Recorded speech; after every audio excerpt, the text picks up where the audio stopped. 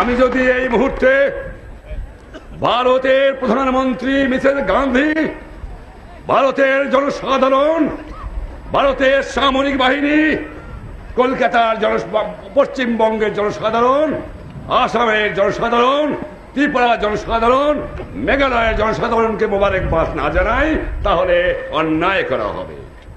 তাদের আমি আপনাদের পক্ষের থেকে 7 কোটির দুঃখী বাঙালির পক্ষের থেকে ধন্যবাদ জানাই।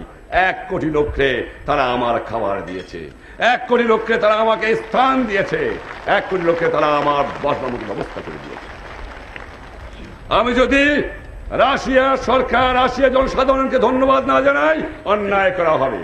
যখন সাম্রাজ্যবাদী শক্তি, যখন আমার সৈন্যবাহিনী, যারা আপনারা মুজিব বাহিনী, গণবাহিনী এগিয়ে আসছিলেন, সঙ্গে সঙ্গে সাহায্য করেছিলেন ভারতের সৈন্যবাহিনী, চেষ্টা করেছিল যাতে এই বাংলাদেশের বুকে পশ্চিম পাকিস্তানের ঘাঁটি রাখতে পারে, কিন্তু রাশিয়ার পেটোতে তা পারে নাই।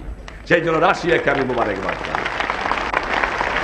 আমি দুনিয়ার ব্রিটিশ, ফ্রান্স, জার্মানি, এমনকি কারণ সাংবাদিক এবং তাদের নেতাদের আমি ধন্যবাদ জানাই, কিন্তু আমেরিকার সরকারকে আমি ধন্যবাদ দিতে পারি না।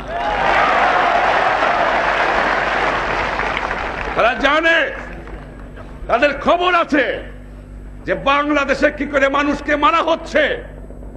তারা জানে যে গ্রামকে গ্রাম পুড়িয়ে ছারখার করছে।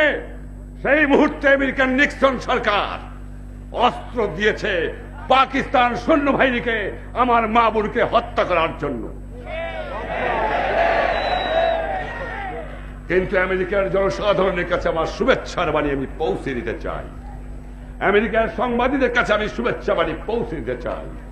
কেনেডির কাছে আমার শুভেচ্ছা বাণী পৌঁছে দিতে চাই। সিনেটের কাছে আমি শুভেচ্ছা চাই।